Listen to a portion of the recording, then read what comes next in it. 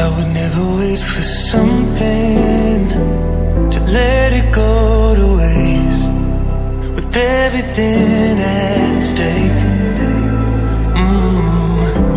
Not that I would take it all back, I just wanna make this thing last.